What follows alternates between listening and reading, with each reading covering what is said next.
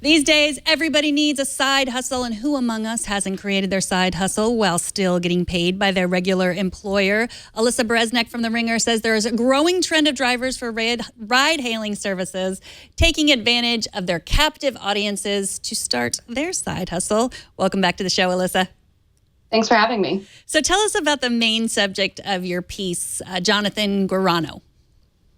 Yeah, he has a really interesting story. He didn't have much luck with a startup he founded, and he needed some extra cash and decided to start driving for Uber. And while he was doing that, he kind of realized he wanted to forward his career in content management. Before his previous startup had to do with managing YouTube stars and things like that.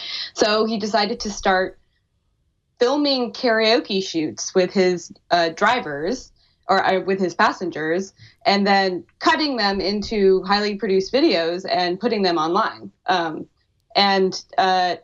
They ended up going viral, and he got a lot of attention for it. He ended up backstage at a Weeknd concert because the Weeknd saw, him performing one of his songs, and he got some attention. He was able to kind of create his own side gig, and basically it was a way for him to bring himself out of this Uber job that he didn't necessarily like very much. Mm-hmm.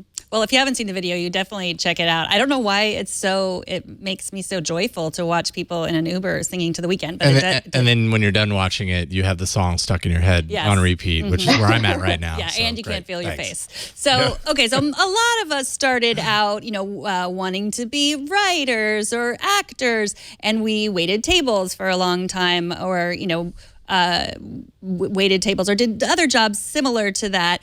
And I can't imagine that when I was a hostess at Chili's that they would have been very happy with me videotaping me, bringing, people to their table. How does Uber feel about people making money like this? Well, I think in the case of Jonathan Guarino, they were really happy about it. It's great for their brand. And speaking with the Uber PR person, she had no problem with it whatsoever. That being said, also, Chili's employed you, I'm sure. They did.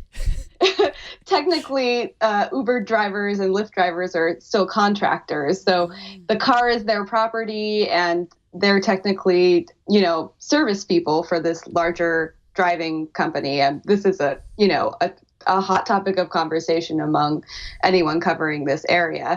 And so I think there's a little bit of gray room there where they can sort of do something for themselves while they're also making money through this contractor company.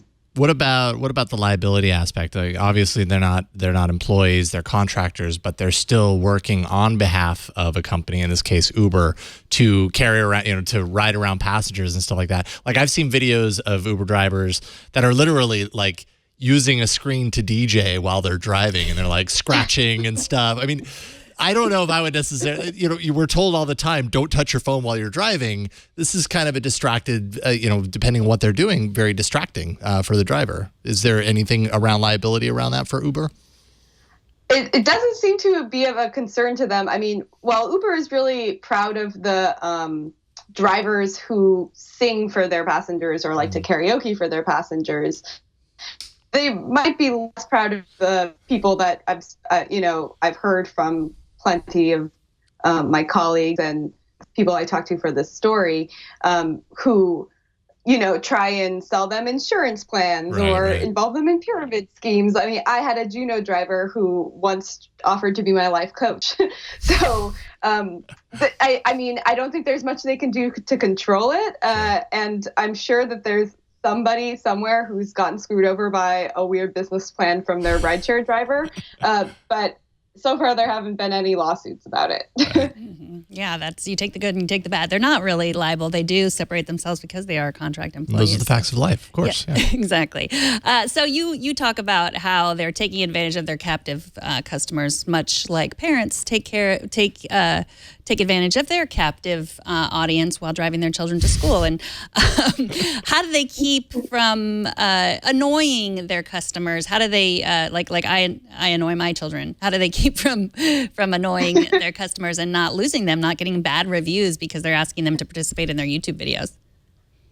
That is definitely a topic of that they need to be really careful about breaching. So each of these sort of side hustlers has come up with their own way of introducing their side hustle. And typically it has to do with starting a conversation, engaging the attitude of a person through the beginning of that conversation. So I'm an angry New Yorker. I don't like to speak to anyone when I'm in a car. I just was weaned on cabs. That's what I learned. But some people are really open to having a conversation with their Uber driver. So if one guy I spoke to said that he would typically ask how the person was and then say, I'm doing great. I'm trying to, make my dreams come true. And typically a passenger, it kind of falls into that trap, right? And even if, they don't see it as a trap, they might not see it as a trap, but they'll say, what kind of dreams are you trying to make come true? And then that's when the Uber driver will introduce their song or their karaoke jam, or in one case, there was a farmer who was selling tomatoes out of the back of his car. Yeah, if you think about, you're driving to all these different places, you might as well do more than one thing besides driving people. If sell them your tomatoes. Yeah, tomatoes. There are probably things that you probably shouldn't sell them out of the back of your car as well. So maybe. Okay.